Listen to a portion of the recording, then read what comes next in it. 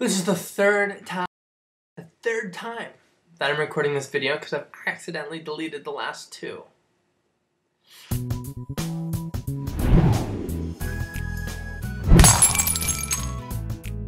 I'm Bryce Conlon. I'm one of the co-authors of Cloud Culture, Christian book, Walking the Walk, Typing the Talk, Christian Living in the Social Media World. If you're a pastor, youth pastor, parent, teen, college kid, highly recommend it. It's not that long. You can read it in probably an hour and a half if you really wanted to. But we address some very, very pressing and timely subjects regarding social media. For our second ever episode of Cloud Talk, Chuck and I thought it would be a good idea to answer the one question that we are asked first and foremost. Now, we've done probably 20 interviews between the two of us, and the first question that we are always asked is, should Christians use social media? So instead of answering it directly, I decided that I'm going to make a list of all the reasons why you absolutely should not use social media. So here's that list. Here we go.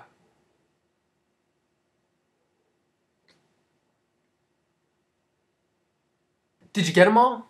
There's no reasons. There are zero reasons why you should not use social media to interact with the people in our lives. So the question is, does it have its dangers? Absolutely, it has its dangers. Use common sense, you'll avoid 95% of them. For the scholars among us, though, who need a little more scriptural basis and evidence, I decided to pull up a couple verses that you may or may not appreciate. The Apostle Paul in 1 Corinthians 10:3 writes, everything is permissible, but not everything is beneficial. Everything is permissible, but not everything is constructive. I can do whatever I want. I am free to do it because the old law has been done away with. Second verse is 2 Corinthians 3:3. Clearly, you are a letter from Christ, showing the result of our ministry among you. This letter is written not with pen or ink, but with the Spirit of God. It is carved not on tablets of stone, but on human hearts.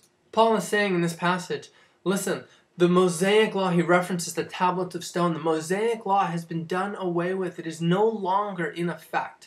And we now live under the new covenant. And in that new covenant, there is no hard and fast rule, except that the Spirit of God, which lives in us, will lead us and guide us into all truth, like it says in Acts. So the question really becomes, is it anti-biblical? If it's not anti-biblical, then we're in a new realm. And that's okay, because there's a lot that's in the Scripture that doesn't necessarily pertain to our daily lives anymore. And there's a lot that's in our daily lives that doesn't necessarily, it's not in the Scripture. It's not clearly explained. Social media is one of those things. So, what do? Use the Spirit of God. Now, the Spirit of God who is within us has a deep, deep love for people. And just like Jesus did, because he was the incarnation, it says in, I believe it's in Hebrews, it says he was the exact picture of the invisible God. So what Jesus looked like is exactly what God the Father looks like. And so when we take all this and we put it all together, we have a picture of what God does and what God looks like.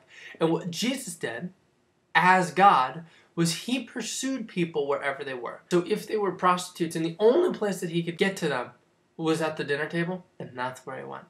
If they were tax collectors and the only way that he could get to them was by calling them down from a tree, and that's what he did. He went wherever the people were. So in our world, in the 21st century, we don't have so many tax collectors climbing in trees anymore, but we do have people congregating in these online communities, Facebook, Pinterest, where they can share their thoughts and ideas, and a lot of these folks just want to be validated.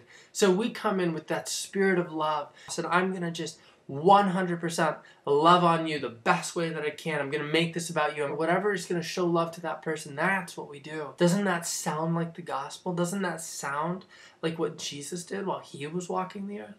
So 100% use Facebook, use Twitter, use Pinterest, Foursquare, but we'll get into that later. Use these things to further the message of the gospel, to love on people. Yeah. Don't forsake the actual gathering together. Don't forget to look people in the eye. Don't forget to do that and touch one another. That is so important.